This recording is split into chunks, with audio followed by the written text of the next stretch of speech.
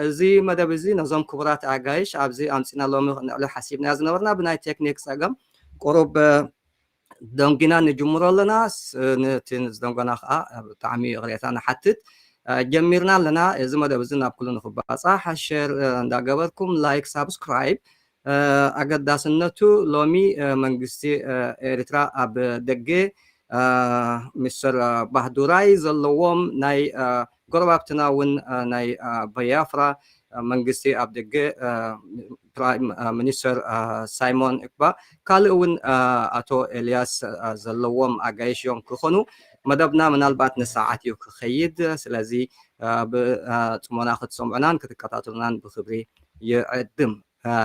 So welcome again to the show, and I have the honor to have you on this show on Galad Media.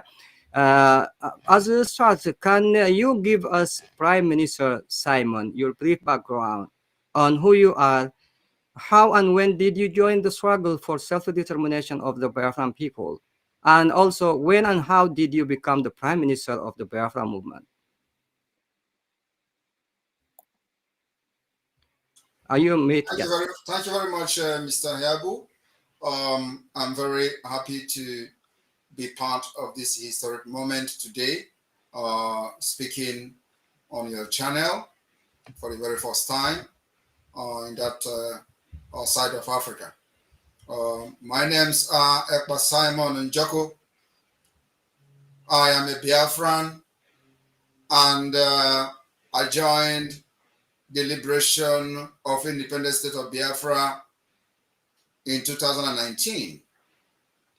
And after the kidnap of the leader of the indigenous people of Biafra, Nnamdi Kanu from Kenya, and extraordinarily rendition to Nigeria in quest to end the Biafra struggle, I emerged as the leader of the then autopilot. The autopilot movement of the Biafra liberation metamorphosed to the Biafra government in exile and the de facto government in the homeland. And I was elected as the Prime Minister of the Biafra government, both in the homeland and in exile, on the 9th of April 2023. So I have been the Prime Minister of Biafra government since April 2023 to date. Thank you. Thank you, Mr. Prime Minister. Also, I would like to welcome the audience that are following us, especially the people from the Biafra. And this show is very much about the Eritrean and the Biafran people. And I think they have a lot of stuff, things related, So we are on the same struggle. And this program is one of the tools and means that we are using in our struggle. Mr. President Bahdurai as well, can you give us a background history of yourself and the transitional Eritrean government in exile? Great. Primarily, I think I want to thank you, Mr. Hiyabu, for having us here. And I also want to give the Prime Minister, Simon Ekpa, so do Mr. Elias for being here with us. This is only the beginning of so many to come. So I think we are very happy to be here together. My name is Gabri Bahadurai, and I am the founder and also the president of the transitional Eritrean government in exile. For so many years, yes, since even young age, I was one of the early victims of Exodus. That was 1977. Since the time, if not only one time, for 30 years, because of the existing government, I couldn't even visit my family. I couldn't be back home, while I was even welcomed 2 weeks ago to go to Ethiopia. Therefore, we decided, after so many struggle through the political parties and many different waves of people's movement in other sense. So I didn't see much to work. So I came up with the idea a little bit different, which is government in exile. If you're going to fight a government, you might act and prepare yourself as a government so you don't become a failed state. because it's not only for the sake of changing the government. So what after changing the government? Anything you try to remove something, you must think about replacement. So for that reason, 2.5 years, we introduced this government in exile, officially registered under the State Department of Justice. Going forward, even now, we are also working in order to elevate our program through the lobbying firm of Moran and Enterprise. And for that reason, that's why Mr. Elias is here, and he is the one to introduce both of us. So with that, I think I'll let it sit here. Thank you very much. Thank you, Mr. President, Mr. G.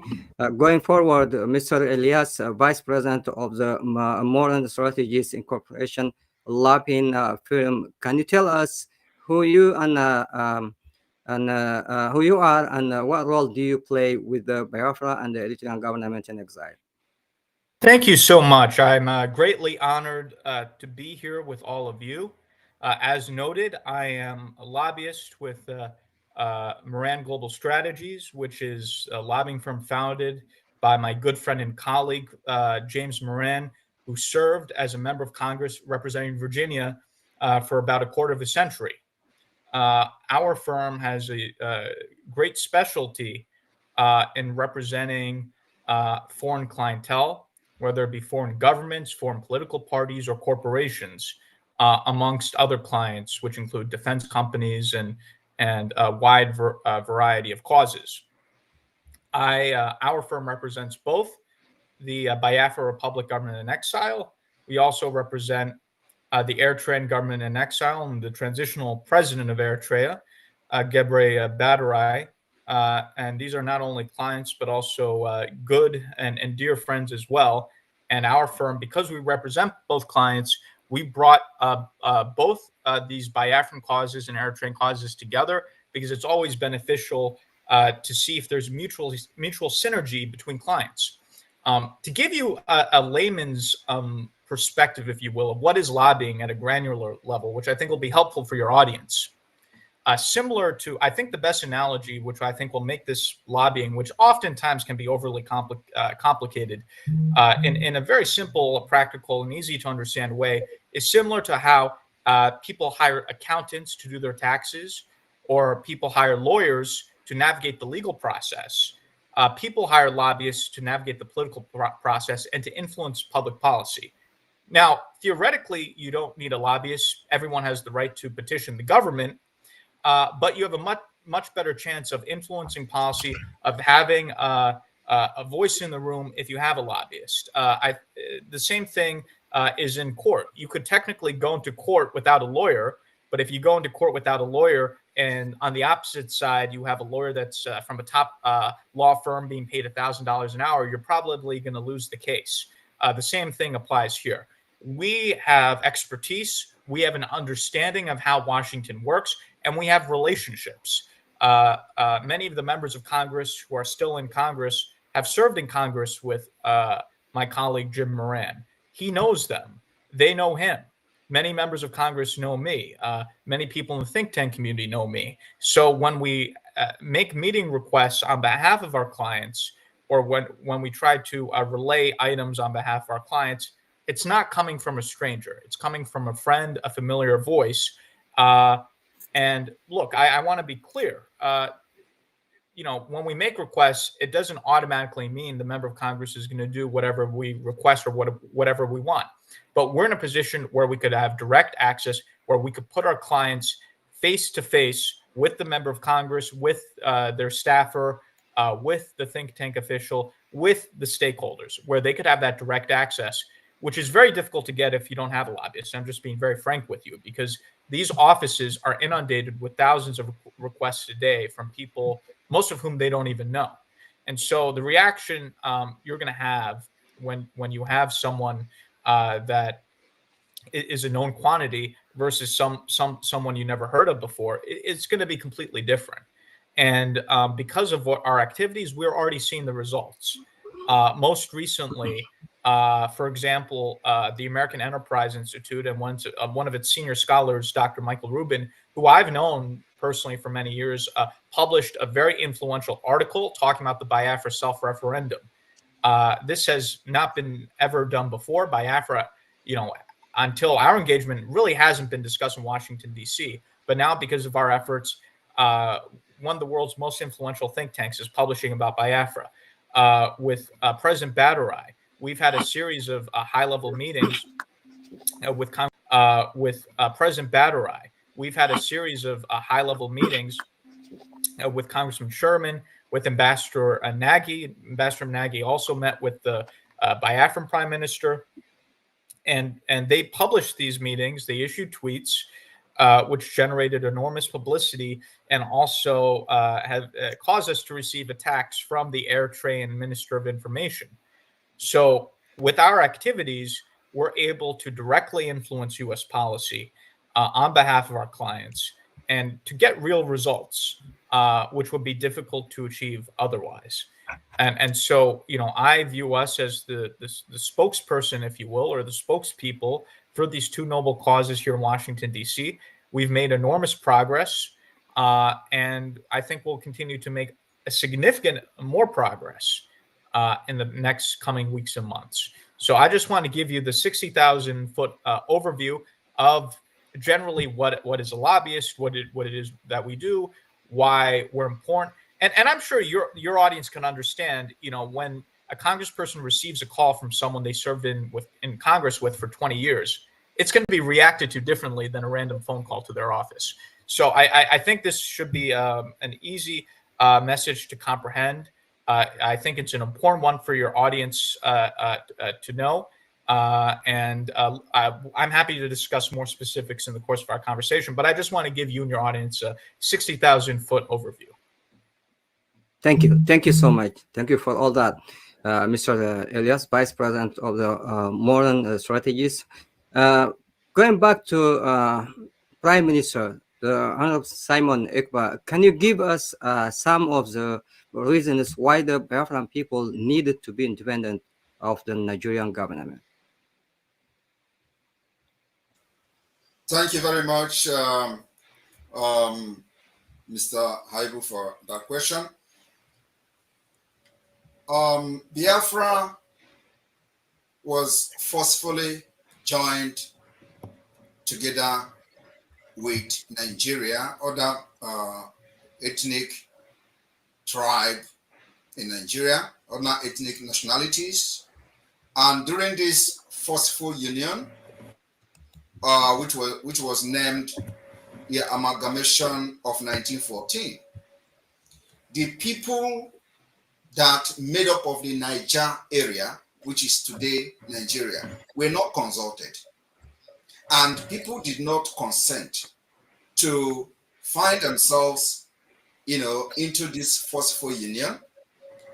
And it may interest you that it is only in Nigeria that we have what is called a dangerous diversity. And in this dangerous diversity, from 1914, we have seen Nigeria supervising death of millions upon millions of indigenous people, both those that were massacred and killed by the terrorists that are invading Nigeria from other parts of the world. Unchallenged, the history of the northern Nigeria, which was conquered by a man called Usman Dan Fodio, is what they are struggling all the time to replicate in this modern century. So Biafra found themselves in this forceful union with a very dangerous diversity, the diversity of culture, diversity of religion, diversity of language, everything. We are pulled apart from each other. Of course, it is not just about this diversity, but also the killings for a particular targeted purpose. And everybody understands that during the pogrom against the Biafrans in the north in 1945, it it resulted to what led to the war, because the leaders of Biafra then decided that we can no longer continue to watch our people getting killed every day in Nigeria. And that led to the declaration of Biafra in 1967. Now, fast forward. After the war of Biafra in Nigeria, the genocide ended, there was something they called Triple R, which was introduced by the then president military ruler called Ekpa. And of course, on that ground and basis, Biafrans lay down their weapons. After that,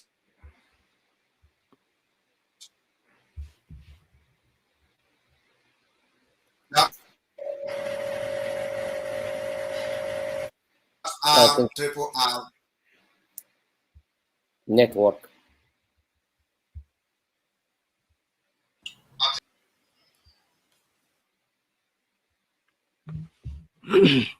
I think we're having some challenges. Yes.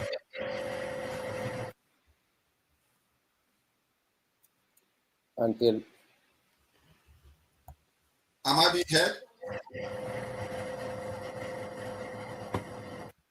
Yeah, I think yeah, we have some The network problems. Yeah, we can go forward and then yes, come and then back. you come back. Yeah. Yes. Yeah. Come back to you. Yeah, I can continue. It is okay. Good. I can good. continue. Yeah. It is one of those things.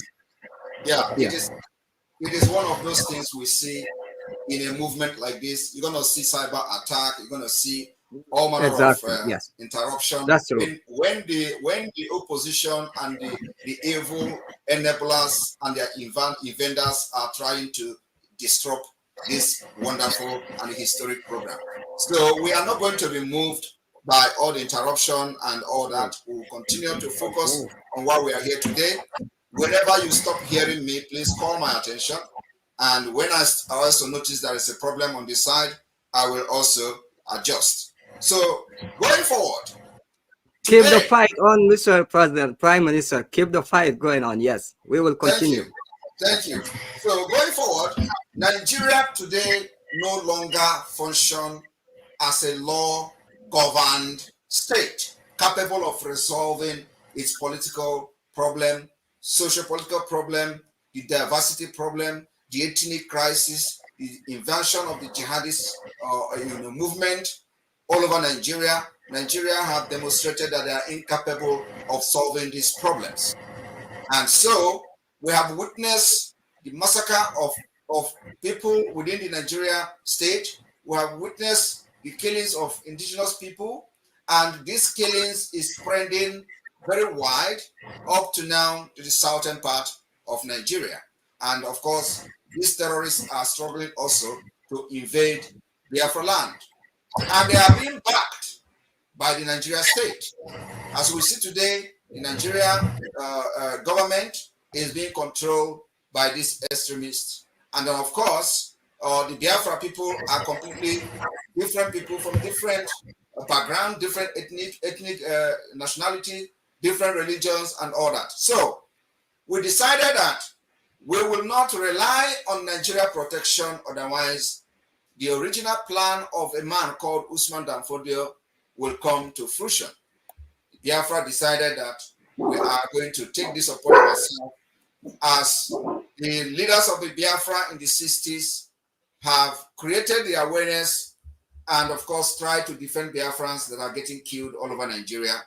And of course that particular attempt failed in what we see as a genocide. Nigeria have not been tried in any court for the starvation of Biafrans and the war crime against Biafra people. Today, Nigeria security agents are all infiltrated by Boko Haram and other terrorist groups. And these terrorists are being sent to different parts of Nigeria, either to directly attack and enable the conquest of other ethnic nationalities, or they are going to be there to supervise and shell the terrorists while they sack villages and communities. On a daily basis, we witness hundreds and hundreds of people getting killed, many kidnapped for ransom, and Nigeria government does nothing about these crimes every day. So the Biafra government, both in the homeland and in exile, has taken up the responsibility for defending Biafra people, providing the security that Nigeria has failed to provide. And of course, in this particular quest for our freedom, we decided to use multidimensional approach because we know the complexity of a fight like this, especially in a globalization where all the political correctness, people who believe in political correctness are in power. You will see where people are getting massacred and you overlook it, or you want to use a soft word to either defend the perpetrators or to ask the victims to calm down and obey law and order. How can you be asking somebody to obey law and order where there is no law and order? If there is no law and order, if there is any law and order in Nigeria where we will be, asked to calm down and wait for law enforcement to take its course, you will not have people killed in the first place. The people who are supposed to enforce the law are the people that are killing. And they have become the terrorists because they have been infiltrated. The commanders, generals in the army are all affiliated to Boko Haram and Islamic jihadist movement. So Nigeria started as a secular state from 1960. It was called a secular state. Secular state in the sense that there is no official religion, there is no official language and all that, only language that ethnically, like dialect, and all that the general language, accepted language and official language become English. Today, as I speak to you, Nigeria from the back door have adopted the Islamic Sharia law without referendum. That secular state has disappeared to the blue moon. In Nigeria today, under our very own eyes, the northern state adopted Sharia law without referendum. Because in that northern state, you have people who are not Muslims, people who migrated from other parts of Nigeria to the northern state, and they are not Muslims. And during the time they were migrating, Nigeria constitution says secular state. And today, they found themselves in an extreme Islamic Sharia state, where their heads are being cut off, where they are stoning them to death at any provocation, where the people who don't even know anything about the religion are being stoned to death. And of course, those that are made open, we'll talk about it. One of the recent one is a lady called Deborah. Deborah is not a Muslim. She's a Christian. She was accused of blasphemy, even when she's not part of their religious movement. She was stoned to death. We are not against Muslims. We are friends of Muslims. We have Muslim friends all over the world. But what we are saying is that let live and let live. If you must have a Sharia in Nigeria, and those people who have agreed to have a Sharia law in their state, they can have their independence. Not necessarily deceiving the people in the sense that they are in Nigeria, where you have a secular state, only for them to realize that if they talk anything against their religion, they're going to get killed and stoned to death. And they are still living in that delusional state of a secular state.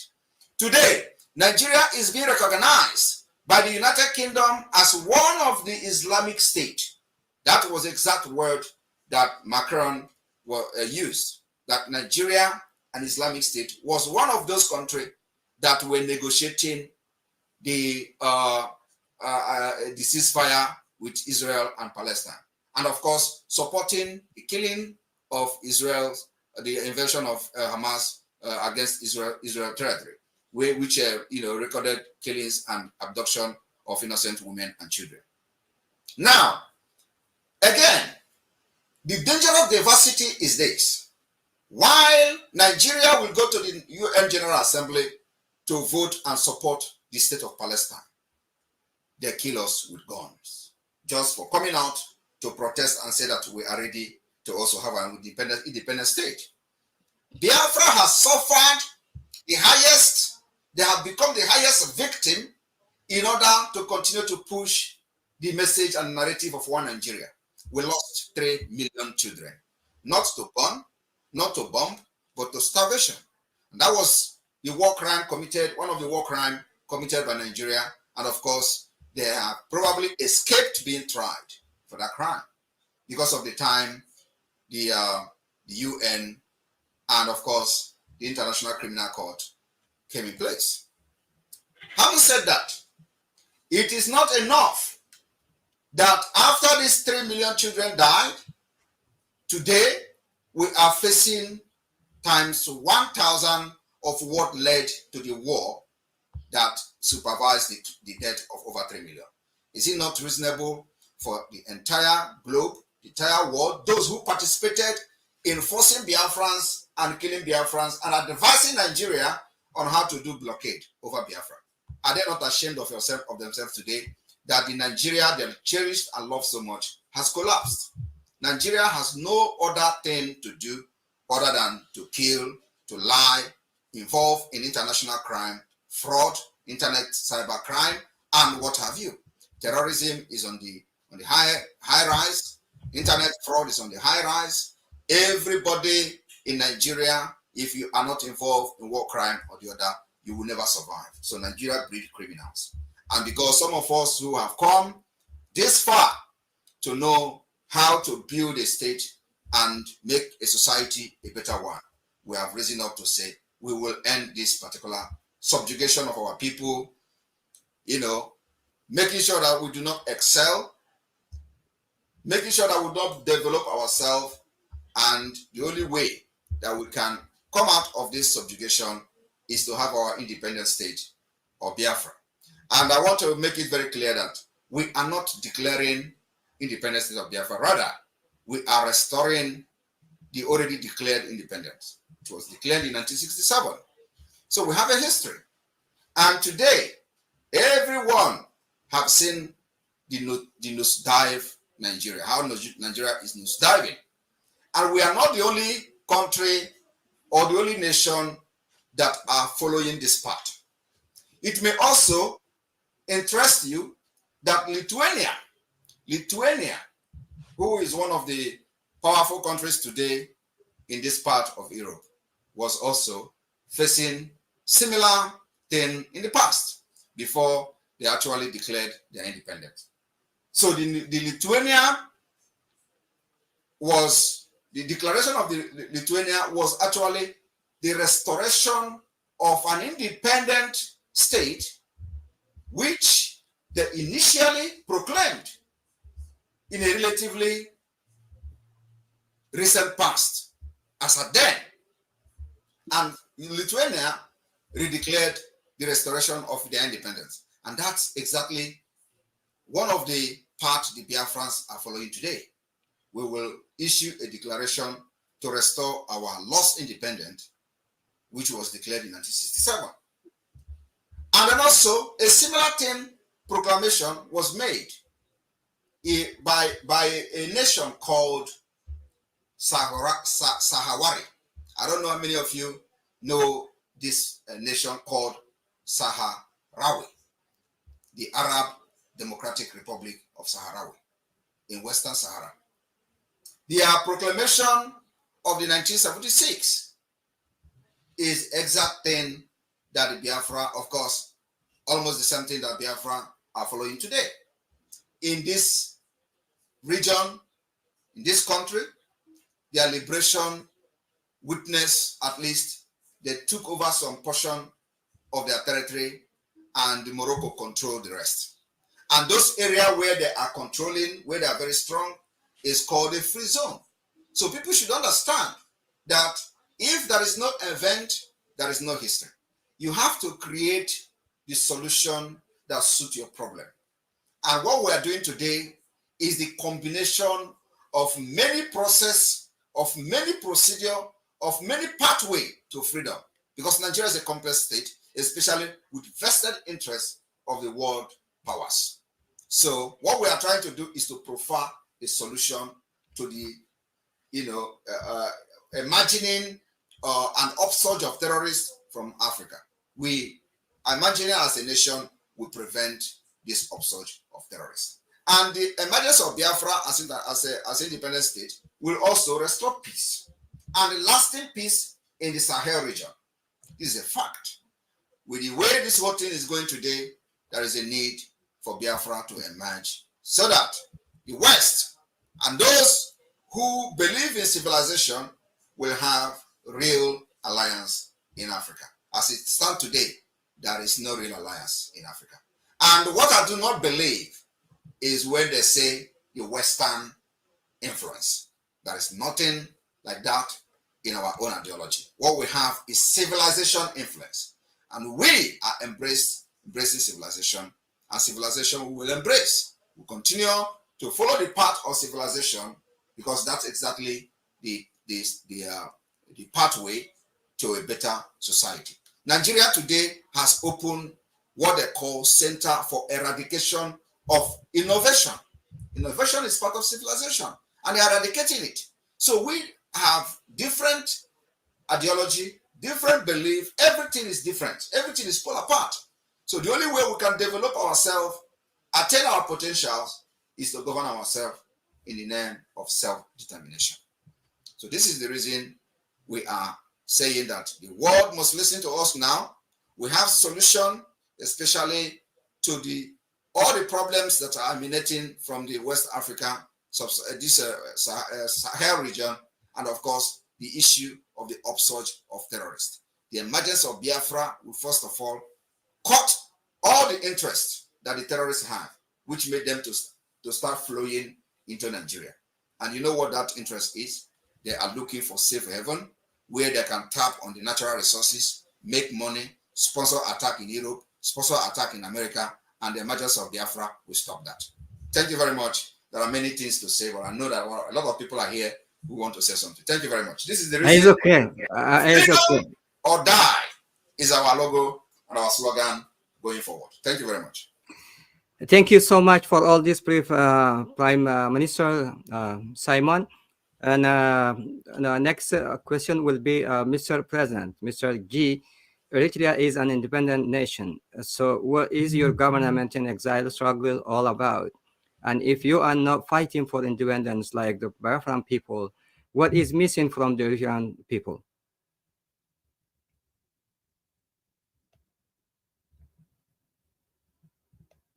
Mr. President, are you are on mute? Yes, I am. I say before I proceed with the question, I want to commend the Prime Minister for well articulated and also detailed. I think this is more history we have than ever. A lot of people may not be familiar with the Biafran issue. They might think it's a dead issue, but as you can see, it is well alive and moving. We also have a good friend in them. There's a lot of familiarities that we carry in common, and I think we are together in this fight. Coming back to your question, Mr. KHA, as you might know, yes, Eritrea is independent since 1991. And unfortunately, Eritrea has had high aspirations to govern itself as an inclusive, peaceful, and democratic administration is what we expected. In that particular 1991, not only Eritrea, Ukraine became independent the same year. They decided to go the democratic way. Unfortunately, we went to a dictatorship. And this authoritarian regime we have today, it hijacked the dreams and aspirations. And the Eritrean people have found themselves in a nation without law. We don't have constitution or even any necessary institution. At this juncture, for the last 33 years, no election, no constitution. Where in the world do we hear, where in the world that it exists except in this small tiny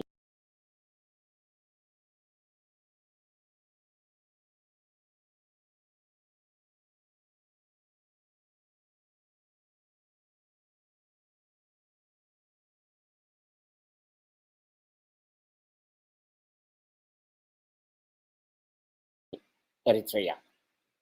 You know, we earned our independence through a long bloody struggle, and we paid dearly, many sacrifices. But all this, Eritrean people, dignity, the freedom, it has been betrayed.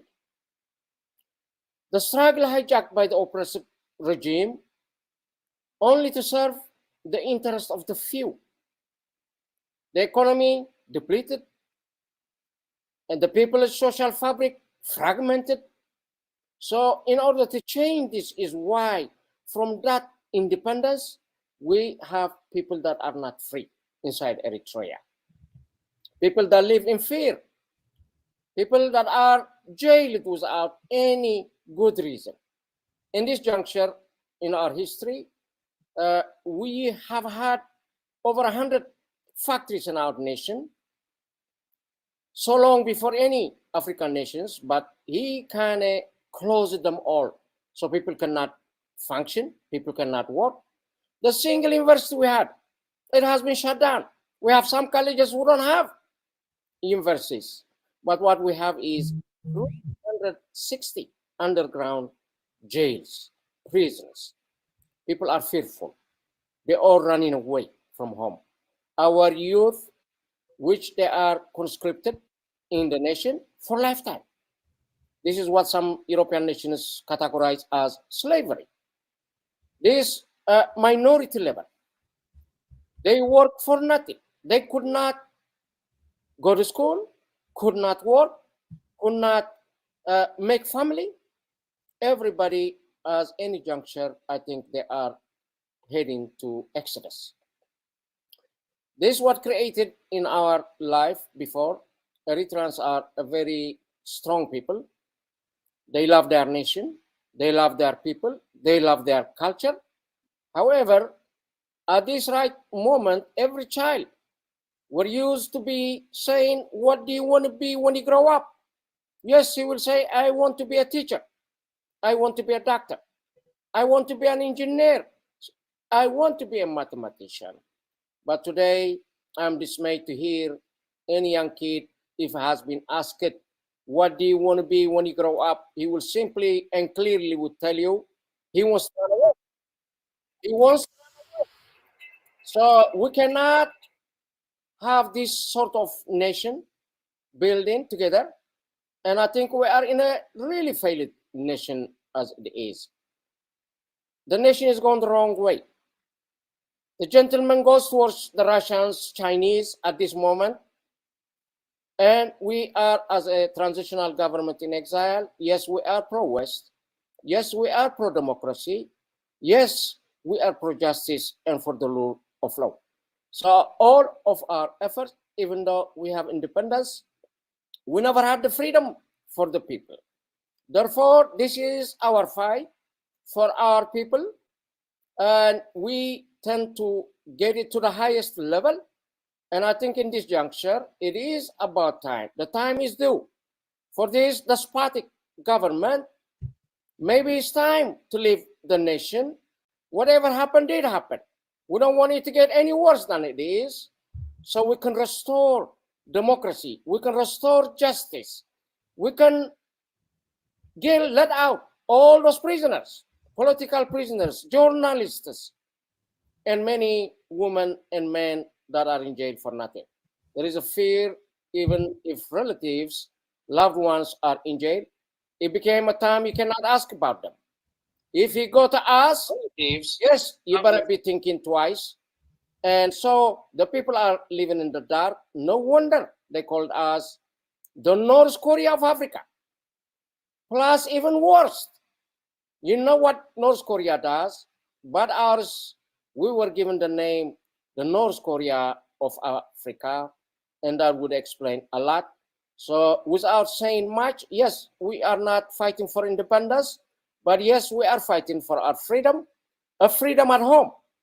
And this is what we are fighting as a transitional Eritrean government in exile. Thank you very much.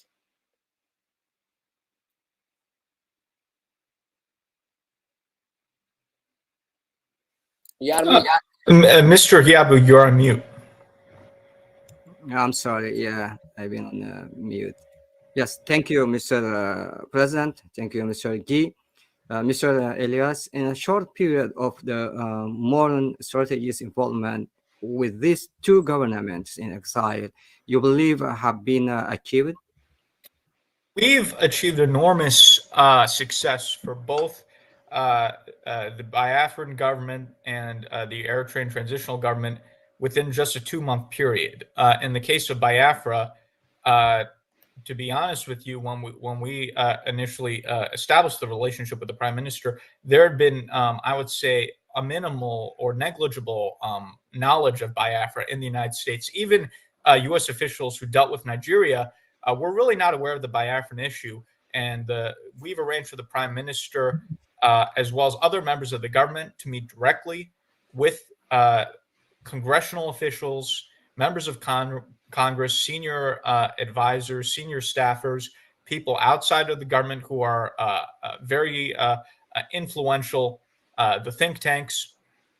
And within a short period of time, Washington, D.C. has gone from not talking about Biafra to now, as I mentioned previously, being written about in one of the most prestigious think tanks in Washington, D.C., the American Enterprise Institute.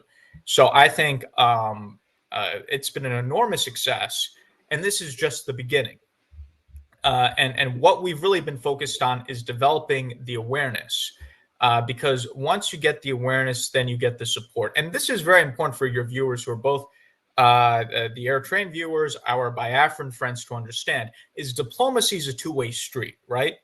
One of the things that I've noticed in some of my conversations with our diaspora supporters is that some of them have the assumption that the U.S. government should somehow be able to read the minds of Biafra, read the minds of the Eritrean opposition, to that without educating them, somehow they'll know what to do. And if the U.S. government doesn't help, it means that somehow they're to blame. That's completely absurd. Diplomacy is a two-way street. If whether it's the Eritrean justice movement, the Biafran justice movement, if you want the U.S. to do something or the international community to do something, you have to educate them, give them the facts, give them the figures. That's what the lobbyist does. Tell them what it is you want from them, and then most likely they'll do it.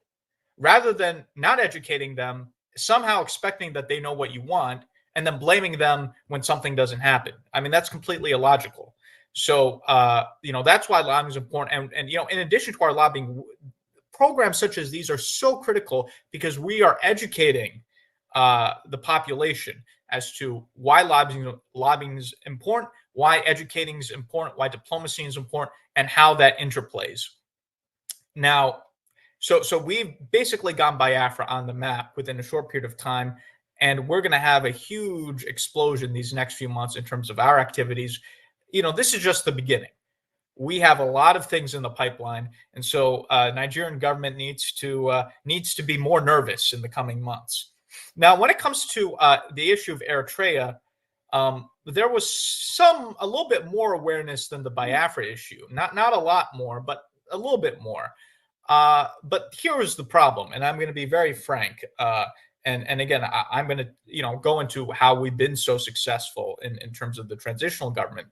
The main issue that the U.S. government has had, or opponents of Isaias Afwerki have had in the U.S. government, is there was always the expectation that the Eritrean opposition, quote unquote, would at some point reach out to the U.S. government and work with them in order to remove Isaias Afwerki. And over time, the U.S. government became very surprised, and we've had private conversations. I've had many conversations. They just became surprised after 10 years, 20 years, 30 years in terms of why is the Eritrean opposition not meeting with us? Why are they not reaching out to us? Why are they not coming to us to work out a strategic plan on how to get rid of Isaias Afwerki? Why are they seemingly talking endlessly amongst themselves, talk, and more talk, and no action? So over time, people in the U.S. government became more and more disgruntled with the Eritrean opposition to the point where it seemed like, okay, these people are never going to get their act together. Now, that's why I think there was an openness within our government, frankly, to look at some other alternative in terms of saying, well, if the Eritrean opposition is incapable of organizing themselves, maybe we can play a role in helping organize them if they can't get their act together. And, President Badarai emerged on the scene. He created the government in exile. It was a perfect match. I connected with President Badarai. We developed a close relationship, a close friendship, and we decided to put all of our force here in Washington behind President Badarai, to support him as now the transitional president of Eritrea, to have a rival government to the dictatorship led by Isaias Afwerki. And it's been an enormous success. Now, I understand that this has created a little bit of controversy. Of course, the Isaias Afwerki is freaking out. He's having his government put out press releases attacking us, attacking President Badarai, because they're scared. They've never seen an opposition leader being so effective. Isaias Afwerki has just been used to opposition leaders defeating themselves. So he never had to worry. Now he sees someone who's effective and has the support of the U.S. government, and they're completely losing it.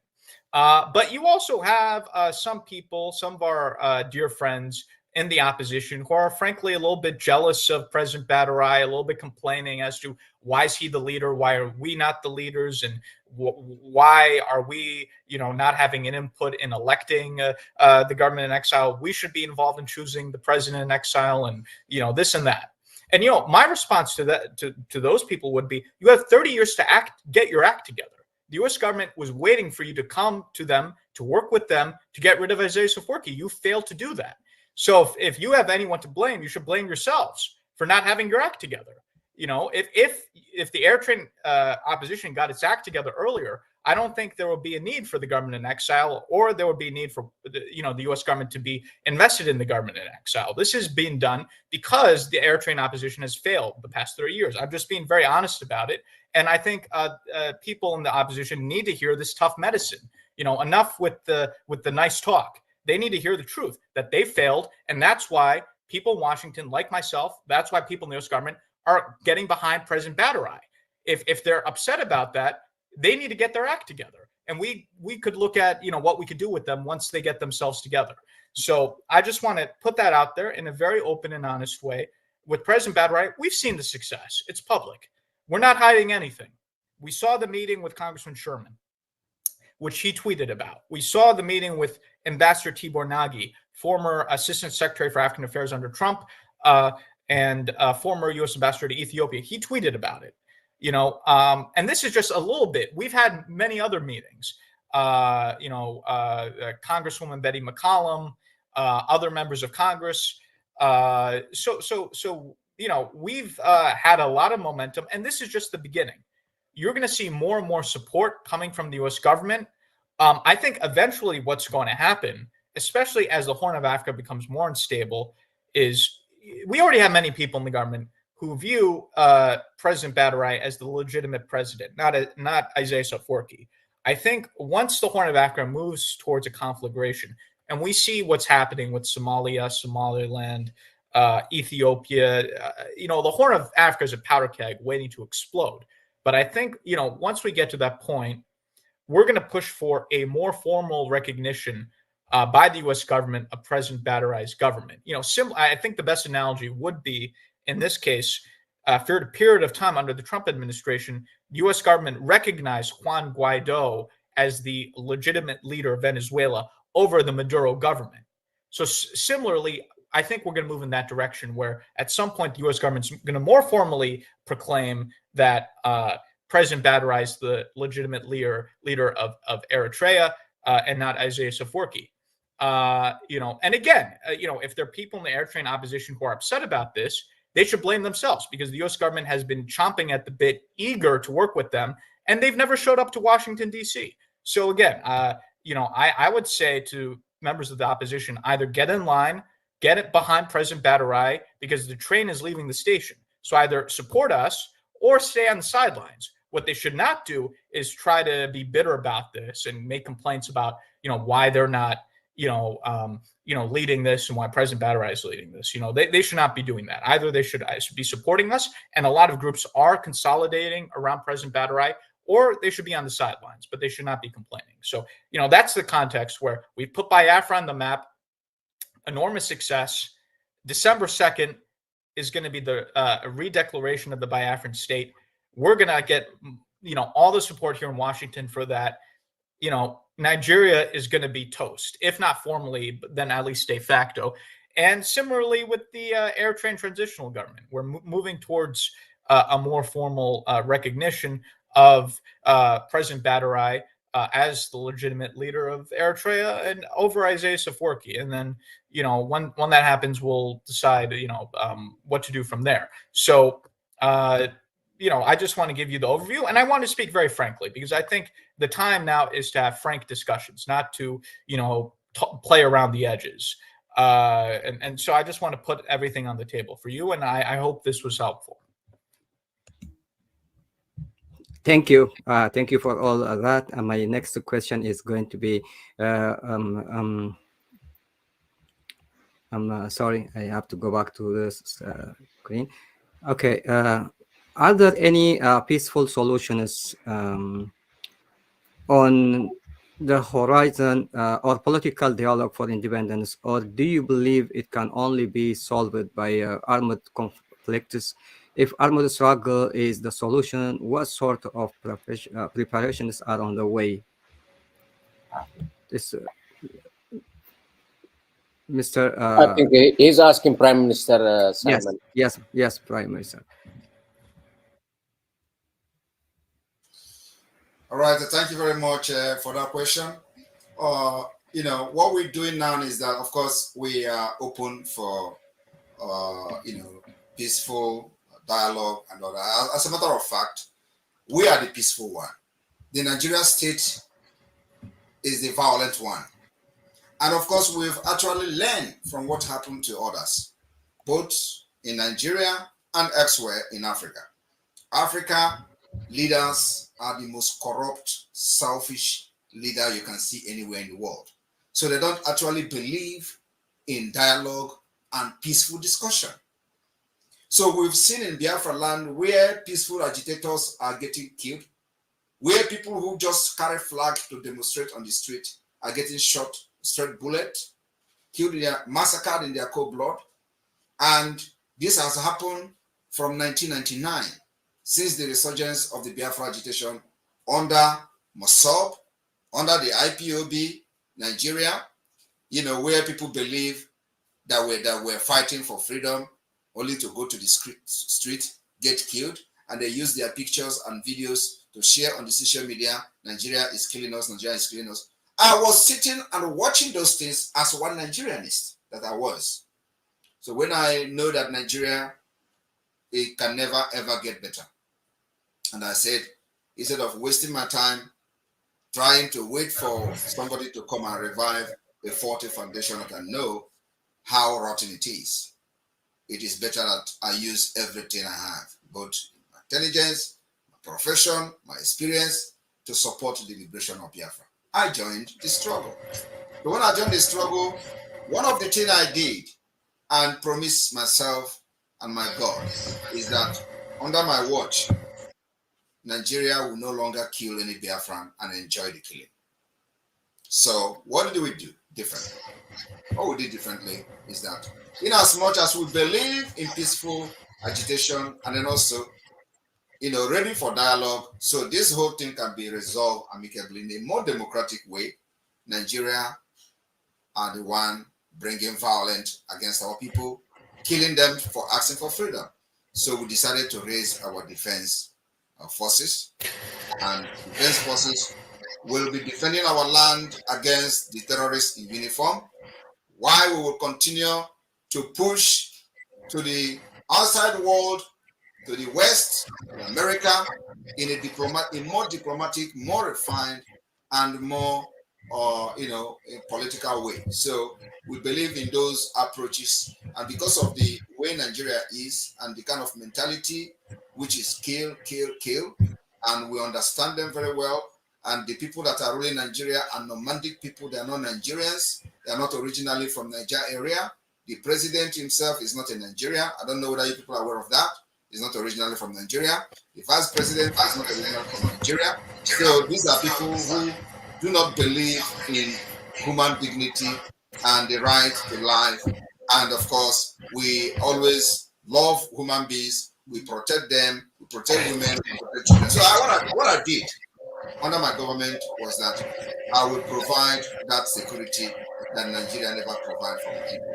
I will make sure that those who support the Biafra government, and whenever they get killed, Nigeria will pay their refund. So we started our self-defense by raising the Biafra Liberation Army, Biafra resistance fighters, and the Biafra Navy. And today, they are engaging Nigeria terrorists whenever they want to kill, as usual. So this is why it looks as if there is a violent way to our freedom. We are not the one bringing violence, but Nigeria state do it. So whenever they see that they cannot overpower us anymore, they start running around and complaining that we are violent. How are we violent?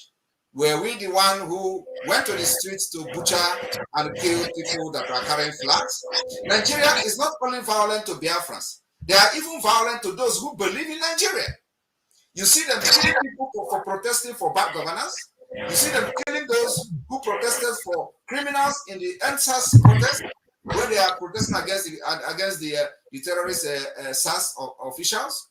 They get killed and they cover them. At the end of the day, over 1,000 persons were secretly buried in Lagos. So Nigeria state is a terrorist state.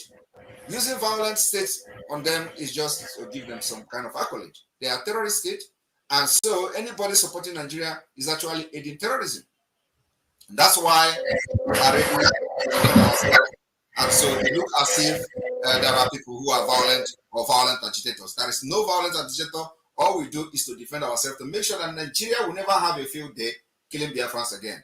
If you check the past, from 2016 to 2017 to 18, they killed and massacred Biafrans in the field of Biafra, and nobody has been held responsible to it. This is the reason it looks as if we are towing the pathway of violence. And of course, we respond when a government is bringing violence. You do not fold your arms. You will respond with violence. And of course, you need to even have a superior power to be able to withstand the kind of barbarism from the Nigeria state. And that's what Biafra have done very, very well. Thank you.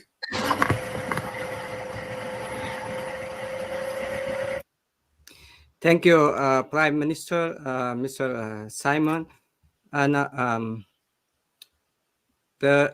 this historical and joint interview, this historical and joint interview with the Eritrean government in exile is a milestone in our fight for freedom for the two movements, freedom for Biafra from Nigeria, and also for the government of Eritrea in exile, and government of Eritrea in exile, and of Eritrea inside the dictatorial regime in Eritrea. Can you tell us what do you have in common, both these sisterly governments in exile and the struggle for independence and the struggle for free Eritrean people from the tyrant administration in Asmara? Thank you, Mr. KHA. And again, thank you, Prime Minister Simon. And I would like also to commend Mr. Elias being straightforward in this 21st century. Right. We don't have anything to hide. When you're fighting for freedom, there is nothing to hide. Yes, everything on the table, Mr. President. Pardon me? Everything on the table. Yes, it should be on the table. Only a tyrant will have something to hide, but we have to be upfront because we're fighting for freedom. So we shouldn't have anything to be worried about by telling it like it is. On that previous question you gave to the Prime Minister Simon, if there is a peaceful political dialogue, but with this dictatorship and the tyrants, the oppressors, they don't have any vocabulary that says peace. In our case, it looked like it's too late. It became to the point of no return. I don't think they would listen to that aspect. If there is a way, even today, after all this damage that has happened in my nation, Eritrea, if there is anything to be dialogue, if there is a peaceful way to exit, in order to reach or achieve our freedom, we want to do it with the minimum damage. We don't want any further bloodshed. We don't want to create a humongous military in order to battle the existing military. For God's sake, those military that are inside Eritrea is the people's military. They are not a private military. They belong to the nation. If I would remind each and every one of you, as you graduated from Sawa, you have a pledge you gave. And that says, yes, as a military, I will protect my nation and my people from external and internal enemies. Repeating, from external and internal enemies. So, I still want to remind you, the biggest enemy is the internal one that is looming and causing all this harm among each of us. As we know, he lives in our differences.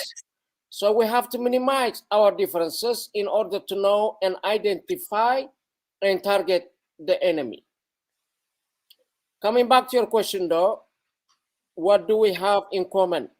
Well, injustice in one place is injustice everywhere. If we are claiming we've been unjustly treated, the same goes for the Biafran people. By the same token, something that we have in common also, the Biafrans are also indigenous people. So do we have 4 different indigenous people in Eritrea? That has been recognized through the United Nations. I think they deserve their freedom, their human right intact. I think they should be treated even well known throughout the world. But because of that indigenous movement for all of us, I think we have a big thing in common. Again, even coming as a prowess for democracy, we both governments are working to restore democracy. And I think this is the biggest binding point we have in order to work together. The minute we met through the Office of Moran Strategies, we decided, yes, in order to elevate each other, yes, we can work together. Yes, our causes are just. Yes, our causes are righteous for our people. Therefore, yes, there is a lot in common for us to work. And I think it is not about if, but when. Yes, we will prevail, and our people, both sides, should be free. With that, I will yield my platform to you, Mr. KJ.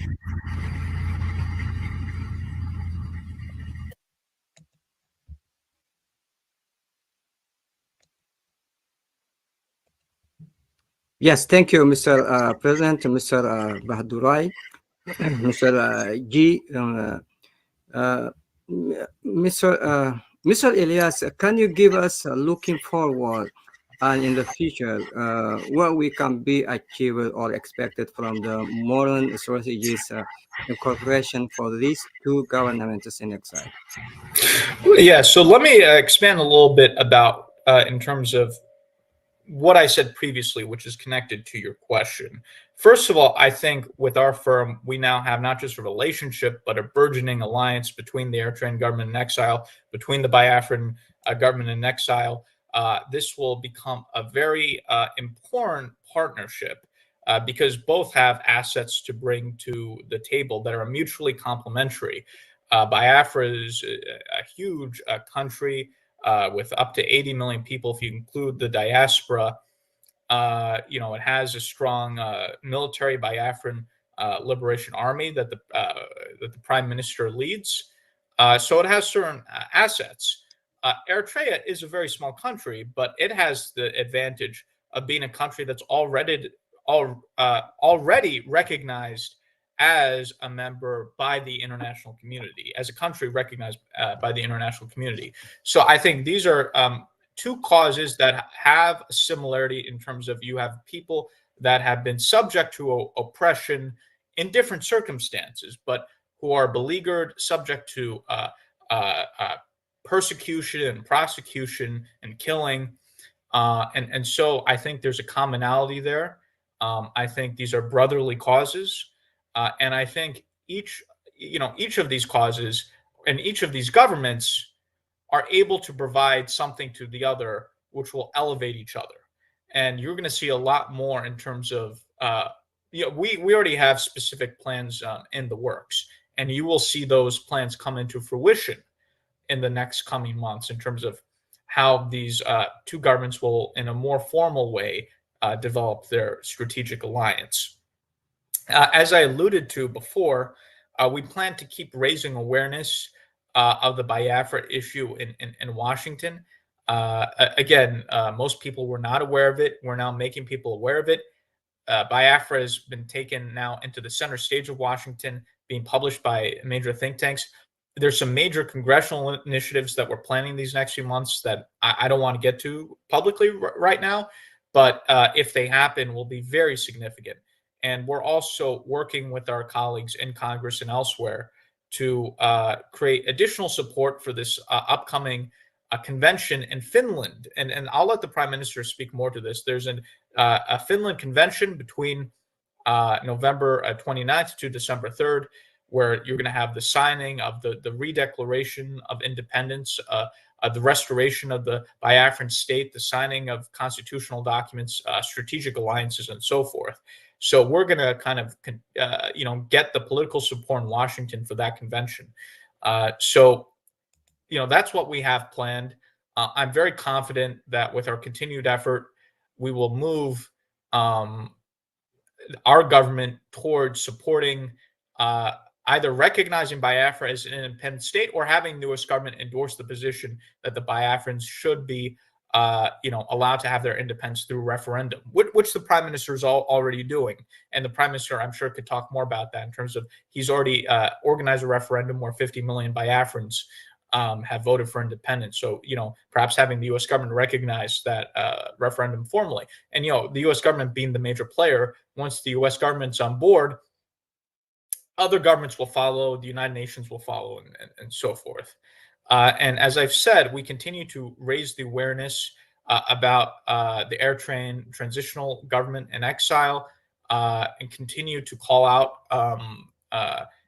the dictator over there. And there's a lot that we're discussing. We've had conversations about potential legislation, potential resolutions, potential even speeches or what have you. So you're going to see a lot more coming. If the Eritrean government is freaking out over some of these meetings that we've had, they haven't seen anything yet. This is just stage one. People are not going to believe it when we get to stage 2, 3, 4, and 5. And I'm hoping that as we do this, we already have a consolidation because of our success of the smaller groups into the government in exile. The Prime Minister, the President, recently was in Addis, Ethiopia, had a major conference where, for the very first time, rather than just infighting, the smaller groups decided to coalesce and come under the umbrella of the government in exile. We're hoping to continue this as we get more success, as we continue to engage with the U.S. government. We're hoping more and more of these smaller Eritrean opposition groups consolidate under the government in exile. And I'm particularly hoping that the youth who are so active, the Blue Revolution leaders, the Brigadam Hamadou, if I'm pronouncing that correctly, that those guys come under the tent of the government in exile, and where we could, and we're happy to do this, provide them with mentorship, political training. Our lobbying firm with the president will train them, and we want to get them from fighting with people in these festivals, move that from that to fighting the political fight, fighting in Congress, fighting in the State Department. We would love to bring these young people who are getting into fights at these festivals, training them, educating them, and then bring them to Congress, a group of them, maybe 10 of these Brigadier Hamadou individuals, President Badarai and I and my Congressman Moran, we bring them to Washington, show them around. They need to get to this next stage because, if all they're doing is talk, again, they have the young people. I want to speak to the young people now. The young Eritreans have to learn from the mistakes of their predecessors. You know, they cannot do the same thing, which is talk endlessly amongst ourselves and not do anything. Because if all they're doing is talking amongst themselves and not doing anything, then they're going to be another failure, right? And we don't want that. We want them to be successful. We're here to extend a hand to make sure they're successful, to provide them with the guidance that they need. So I am very optimistic. I think we're going to get Biafran independence, the U.S. to support that. Again, it's going to take time and effort. And the same thing with the Eritrean transitional government, because again, we have 535 members of Congress. We have the White House, we have the State Department, we have National Security Council. You have people outside the government in the think tank community that have a tremendous amount of influence. So there are hundreds, if not thousands, of people that need to be educated, that need to be engaged in order to influence U.S. policy. So in the cases of both the Biafran cause and the Eritrean cause, these are going to be long-term projects. This is not just going to be us lobbying for a month or two. This is something we're committed to doing for many years in order to develop the powerhouse in Washington. In a short period of time, we've already gotten tremendous support, more than I even anticipated.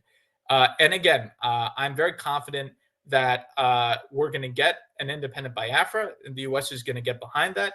I'm confident we're going to get rid of the dictator, Isaias Afwerki, and the U.S. is going to get behind, or is already behind, but more formally proclaim their support for the transitional presidency of Mr. Badarai. So we're in the right direction. We're going to be successful in both cases. I think the only question is timeline, right? How fast are these things going to happen? And when it comes to that, there's some externalities that are outside of our control, right? We have an election coming up. We don't know what regional events might happen, but we're controlling the things that are under our control, and we're moving in the right direction. I'm very confident in both the Biafran cause and the Eritrean cause. We're going to be successful. I'm very confident in that. Thank you, Mr. Elias, for all this. Prime Minister Simon Ekpa, we heard you have offices through the globe, and we understand shortly that that you are planning to announce something in Finland. Can you tell us what the announcement would be and what you plan to achieve by it? All right. Thank you very much.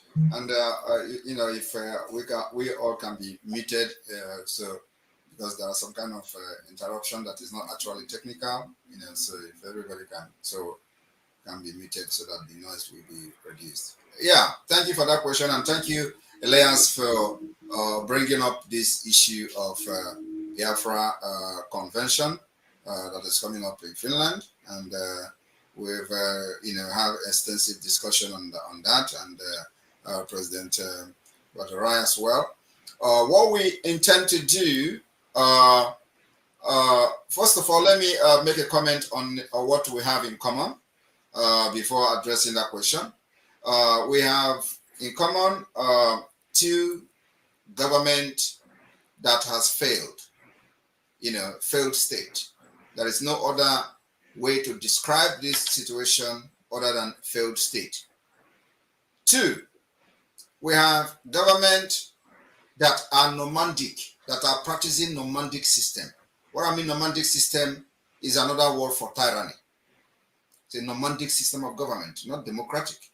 So there is a solution here that we are bringing to the table to bring more advanced democratic system to this both wonderful and beautiful nation, Biafra and Eritrea.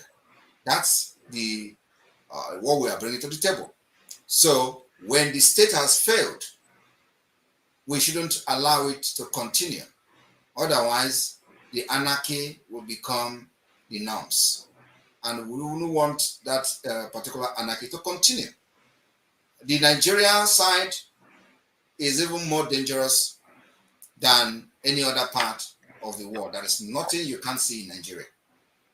Having said that, we have decided that for the past 50 years, since after Nigeria massacred our children, up to 3 million of them, there has not been any clear pathway to exit Nigeria until now.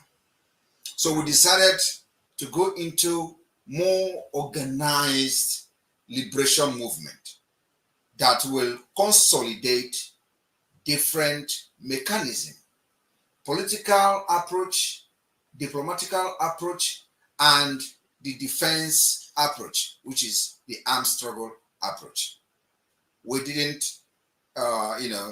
carry arms in the first place. It has become necessary for us to carry arms. So what we intend to do is that we have been able to lay this particular background and structure. The formation of the Biafra government in exile has given this foundation that is needed, that was lacking for decades. So we have opened several liaison offices across the world, getting ready for the restoration of independence of Biafra after the declaration in December 2nd.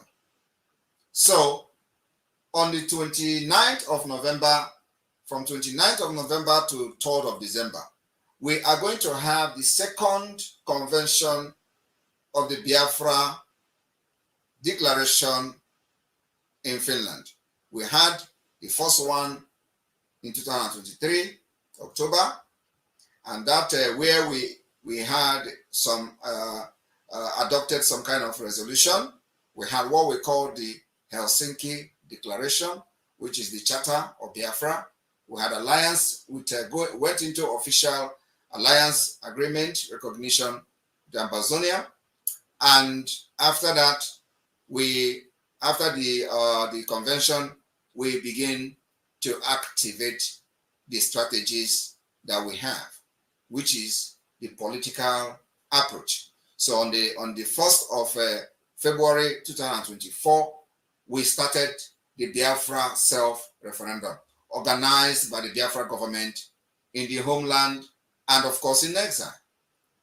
But one peculiar thing about us is that we have been able to form the Biafra de facto government in the homeland and created the 40 United States of Biafra, what has never been done since after the war. We have also been able to draw the Biafra map, undisputed, with the consent of the entire ethnic nationalities making up the entire Biafra state. So the map is there, the state structure, the government institution, all have been formed in the homeland, and it is the de facto government of Biafra. So we went into this self-referendum. In the first stage, second stage, we recorded about 30 million votes. We started with the electronic voting, and then we'll see how Nigeria was interrupting the voting. We decided to go physical voting by going into state by state, county by county, district by district. In all this, we have unit by unit. So the referendum is being conducted in the first stage of the referendum, the second stage of the referendum, and the third stage of the referendum. And the referendum is going to end on the 28th of November 2024, while the conference will start on the 29th. So we intend to announce the result of the referendum in Finland during the convention. We are also going to pass many resolutions and vote for it.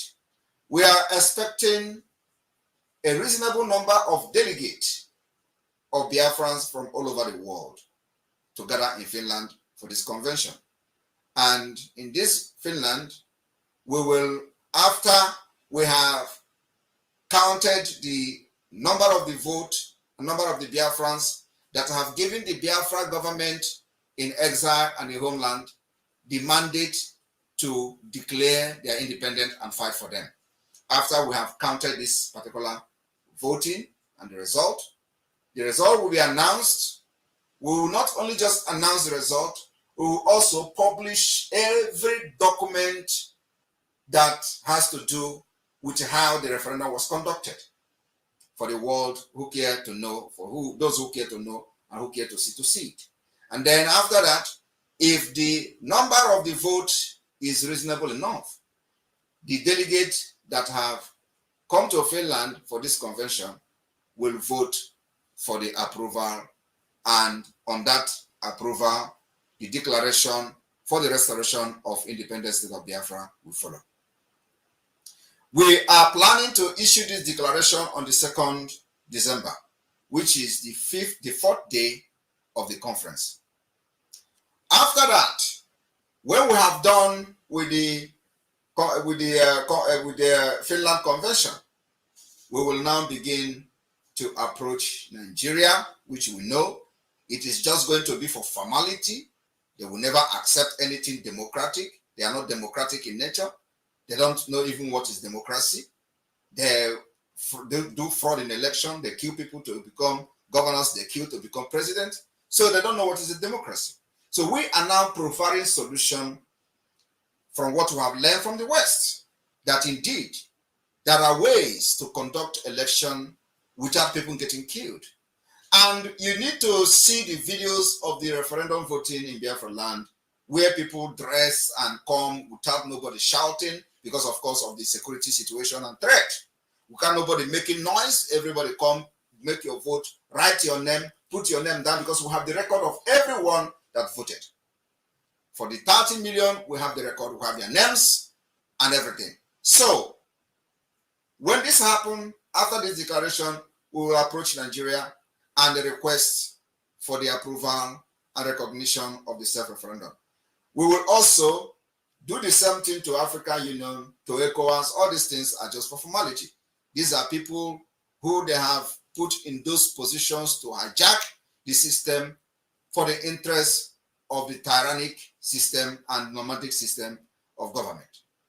Most of the people you have in the ECOWAS and the AU are all appointed by the Nigeria state, especially those representing them there.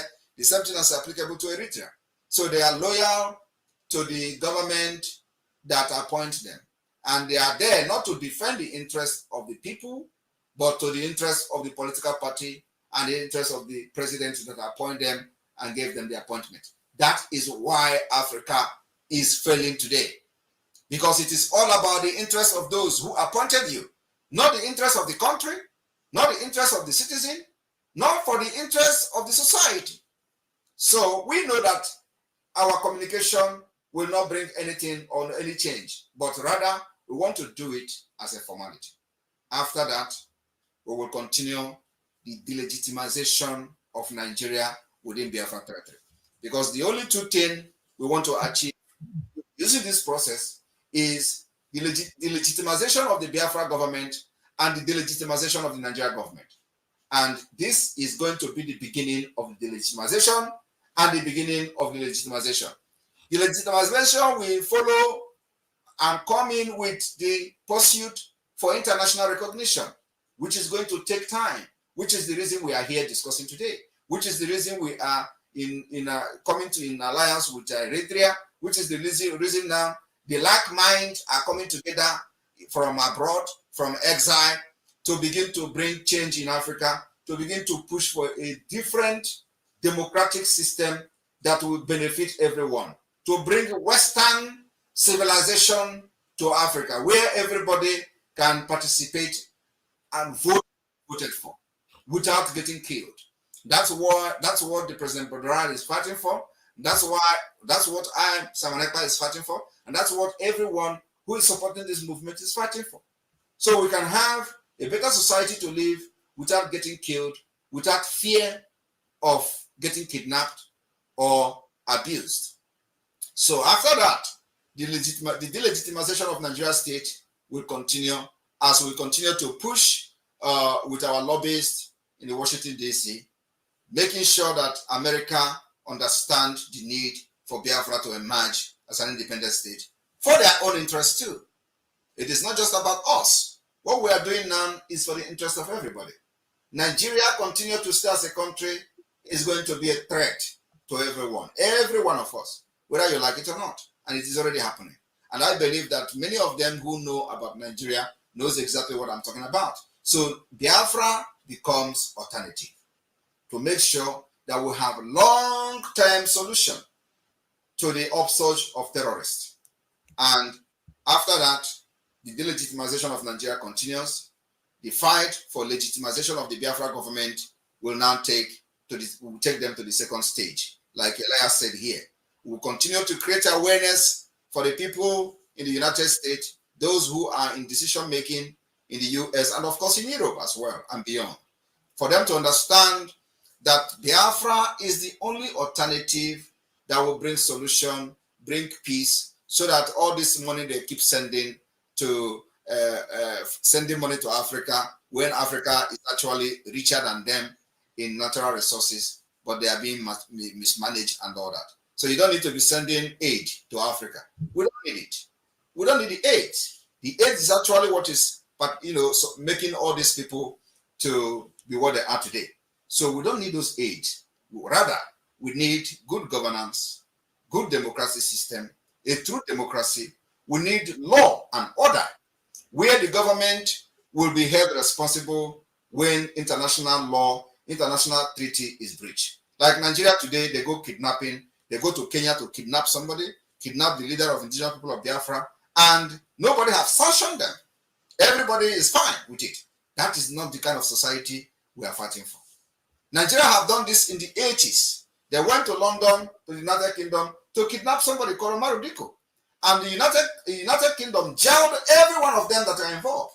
Today, look at where they are. They have not jailed anybody for kidnapping their own citizen in Kenya. And not only that, even their own citizen is still languishing in the DSS dungeon in Nigeria. And there is nothing have been done. Money have changed hand. Nigeria have bribed all of them, and nobody can talk. So we are not looking for that kind of system to continue to live in that kind of system. So what we are doing is that after this Finland convention, where a lot of things will be unveiled, in alliances will be signed and all that, we will go into the next stage. As our lobbies are educating the United States policymakers, we will be busy delegitimizing Nigeria within Biafra land until our voice is heard by the highest authority. Thank you very much. Thank you, Prime Minister, Mr. Simon.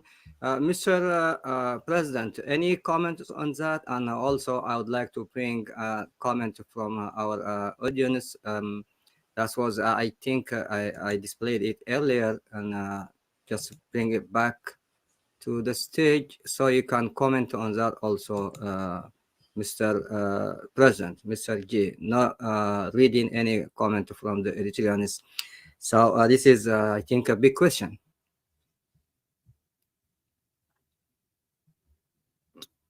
You on mute, Mr. G. You're on mute. Unmute. Is it a question? Says not reading any comments from the Eritreans. Say it all. Go and find them. I mean, if you want comment on that, okay. I would say, yeah, it's not. I don't know. What to comment but on if that. you any comments on what? Prime Minister. Number one, I mean, everything he said, I agree with. Especially, on the differences, on the similarities. What sort of governments, what they do to our people. Yes, Africa is not poor. Africa is rich. But a lot of resources has been misused and abused, and with so many corrupted people managing our resources. I want to wish them success on their upcoming convention or conference in Finland. Unless the sky is falling apart, transitional Eritrean government in exile intends to be there. No surprise. We may even have some surprise of our own. So I think going forward, we are really to work together, and we are consulting with each other to become very, very powerful and support for each other. We just had our convention less than 2 weeks ago. As Elias said, he was in Ethiopia. That means we found us another friend in the African nation of Ethiopia. Why in Ethiopia? Well, we only go to places or countries that allows you. Can't just go, if come tomorrow, whether Djibouti, Somaliland, Sudan, or others. If they allow us or if they invite us to do the convention, with heartbeat, without any hesitation, yes, we'll accept the offer and do the conference wherever they allowed us. So in the conference, believe it or not, it was successful and more than what we expected. All these small factions, it is well known, our problem is our fragmentation.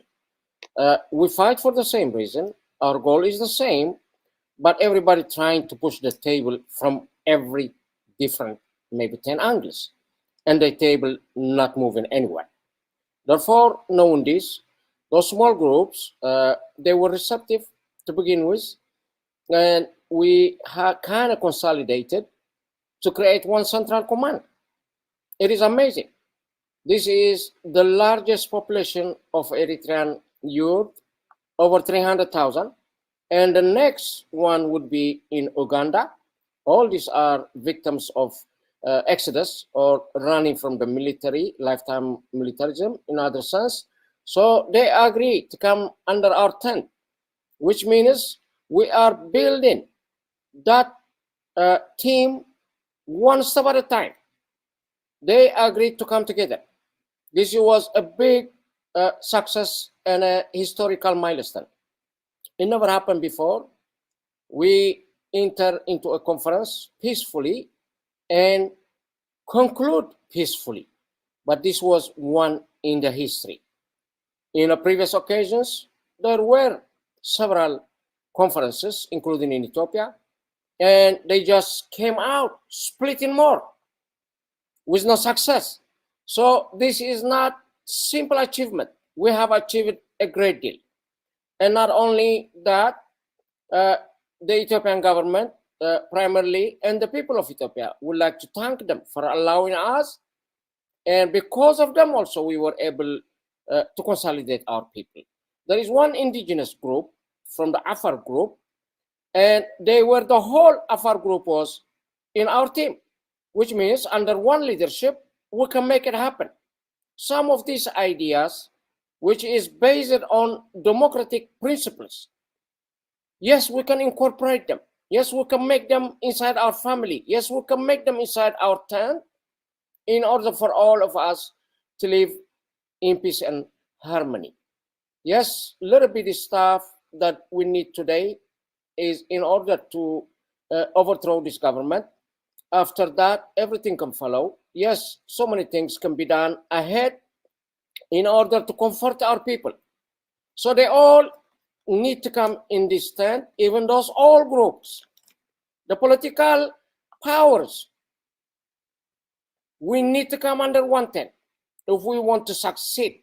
If we are really feeling the pain of our people, yes, we have to set aside our egos, our personal interests.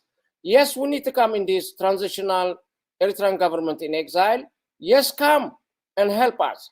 Come advise us. Come support us. But if come the worst, you couldn't do all of the above, at least stay out of the way. You need to stay off at our way. We need to win. For that reason, with this occasion, I want to call on all of you to come in, to come and join us. With that in mind, I would say thank you, and that also concludes my comment on that Biafran conference. Thank you.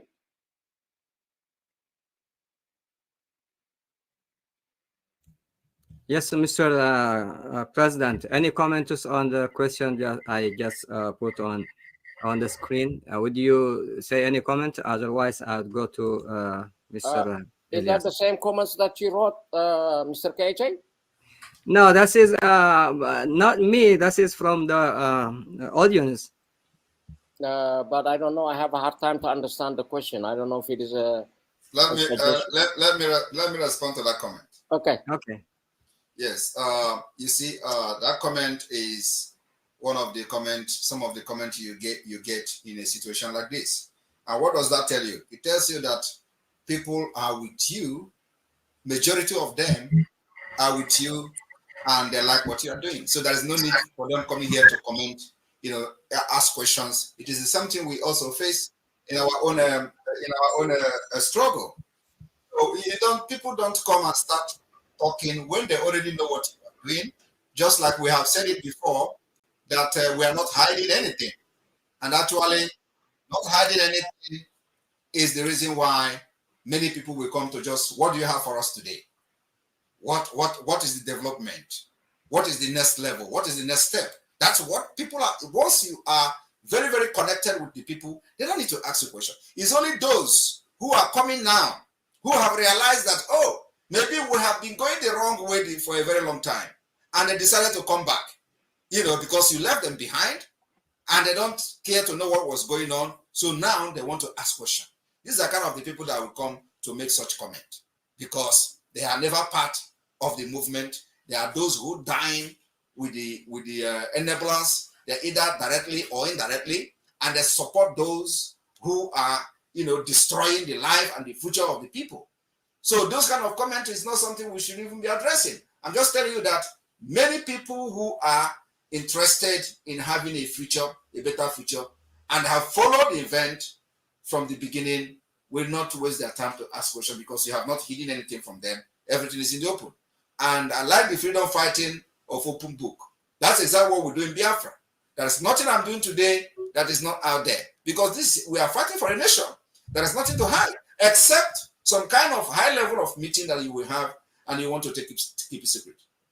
But every other thing should be open, because the people you are trying to liberate and trying to give a better future should be following to know whether this is going to work and what they should be expecting, or is it going to be a government of gangster and all that. So I think the comment here says it all. He said, not reading any comment from Eritrean says it all. Go and find them. It was actually from a very wrong perspective, because it shows that people don't have any concern, and they have been following him for a very long time. Yes, except if you are coming today and you don't know what he has been doing. That's when you are going to ask questions. Thank you. Thank you. Thank you, Prime Minister. Well, thank you for supporting. Thank you for answering the question. I think the comments will get a lot, and a lot of the moments, even our government, the authoritarian government, normally we don't get any good comments. The people with full heart, they know what we're doing. I think they are very happy with us, and he's welcome also to give his own comment. You don't need to wait for others to respond. But however, regardless, these days, I do copy a little bit from the Prime Minister, and that is, when you have a job to do, we're not going to back down. Talk is talk. Yes. Talk is cheap. Either act or get out of the way. Either act or get out of the way. Because we're not asking you, we target the government, for God's sake. And what we do, it also involves you. Our efforts does include you. We are not really trying to retaliate, do anything wrong. But however, yeah, there's going to be some reconciliation. Yes, we are not going to jail you.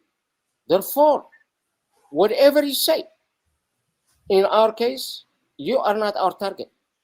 And we don't want to be your target. If we have enemy, let's fight that enemy in any way you can, and allow us to fight in the way we know. So because of that, whatever being said, for God's sake, I only say, I do excuse my people. If I am fighting against the tyrant and someone don't like that, it is going to be what they call damn, just damn. There's nothing else I can say. But thank you, Prime Minister.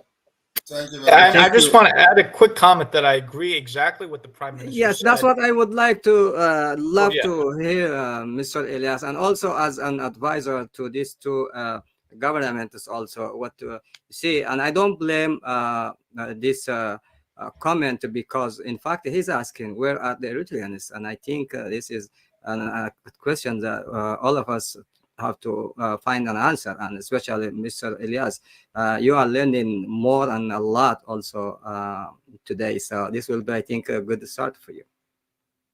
No, this is a learning experience for me. I just want to go to your point. I just want to say I agree exactly with what the Prime Minister said.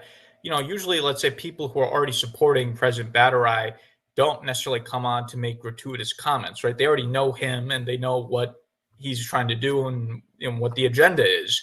Oftentimes when comments are made, it's to be provocative because, these people are, as the prime minister said, working with the enablers or the other side. So if you go on social media, for example, first of all, the President Badarai is the most talked about opposition leader as the transitional president on social media.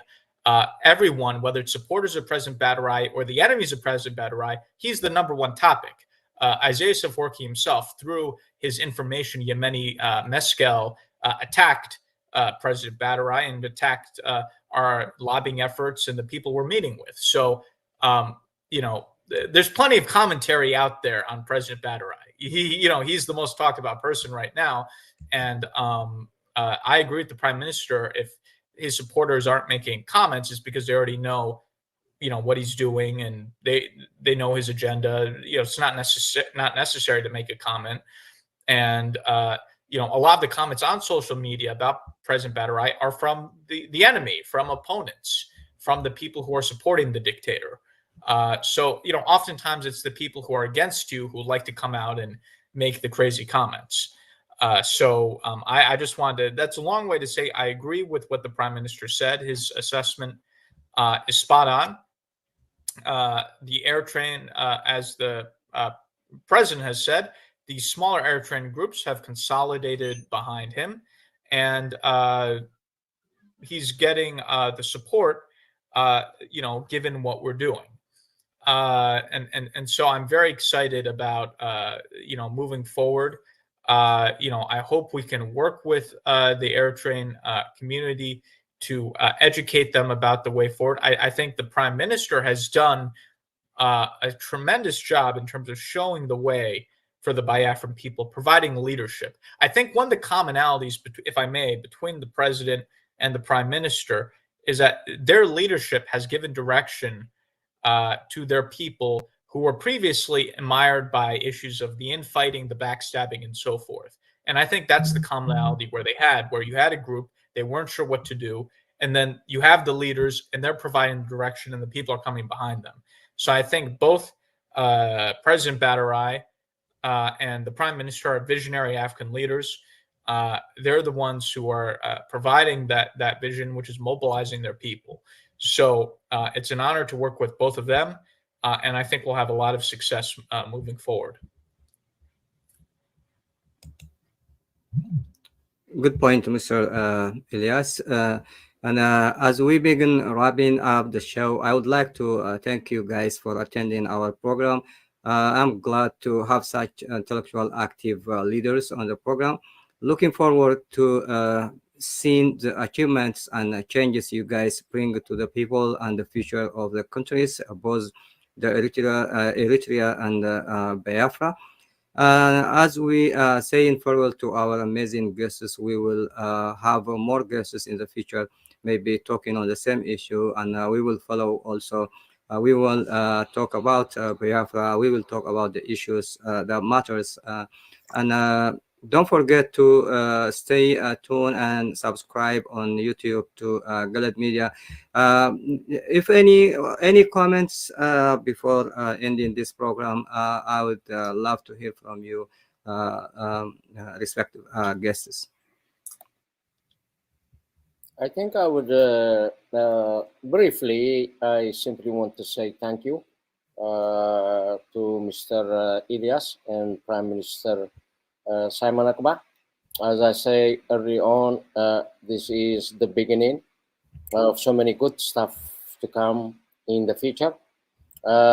Let's kind of expedite our fight, regardless of what or where it has been said.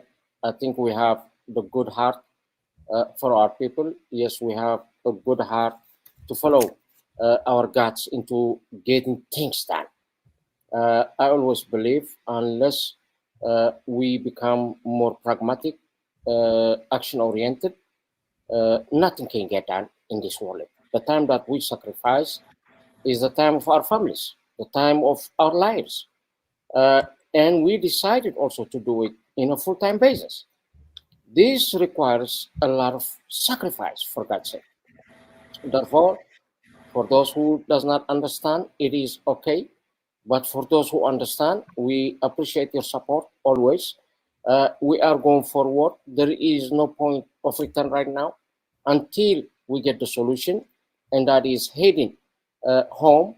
I always say, consider us like we are a big ocean. Bring your boats, bring your ships. Let's sail home. We're going to go together. In that in mind, I will give you the biggest hope also for the people back home. I'm sure this show will go also to back home in Eritrea. So for the people, I want to encourage you. I want to give you hope. Yes, it can be done. Yes, we're going to change it. But that change requires the need of both of us.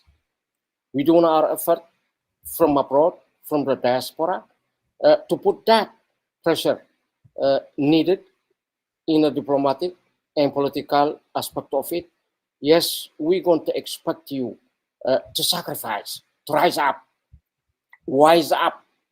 And for the military of Eritrea, as I be calling you all the time, you are the military of the people, of the country, not of a private entity. Putting that in mind, this is the time for all of us to have a joint force in order to get rid of this menace, not only for Eritrea, but for the whole neighbors. So it is time. We cannot take it any longer. We have had enough for 33 years. No election, no constitution. This is unheard of. And we allowed it. We have to take responsibility. So let's work on our side rather than just blaming the government. If we want to overthrow it, join the action. Not simply talking on the social media. With that in mind, I am very thankful to be here, and I'm thankful for my guests also, Mr. Prime Minister Simon and Geralius, and also thank you, Mr. KHA. Thank you very much. And thank you all for coming to the show and staying, spending your time with me. And don't forget to turn on the bell notification so you can see all of my new videos when I post. Thank you, respective guests, for being all this time with me, and have a good day. Thank you. Thank you. Thank you very much. And Biafrans, please stay behind your gadget, because the Biafra government cabinet will be having emergency session, and this emergency session will be aired live. For the very first time, we're going to have live emergency session of the Biafra cabinet. So every Biafran watching this program, all of you, about 10,000 are watching live on Twitter. You have to stay behind as we will come back live again for the live coverage of the Biafra cabinet emergency meeting. Thank you very much. And just one quick comment, I just want to make that I've got to know both of these two leaders very well. On a personal level, I want to say I respect them. I admire them. I think they're individuals of extraordinary character and leadership. Again, they're not just clients, but I consider them very good friends as well. And, you know, the followers of the Prime Minister, followers of the President should know that these are two good men that they're following. So I just thought it was important to say that. And also that, you know, these are two individuals who've been very loyal to me. And I'm a very loyal person. Loyalty is important. So I feel very loyal to them as well. So we have a very close relationship, and it's something I greatly value and look forward to continuing. That is great. And also we will follow. Yes. Yeah, go ahead. Thank you. Yeah, and also we will keep in touch with you guys, and we will follow any achievement, anything you may do later on. So we can come back again on the stage and see what is going on. Thank you so much. Thank you for your time, all of you. Thank you.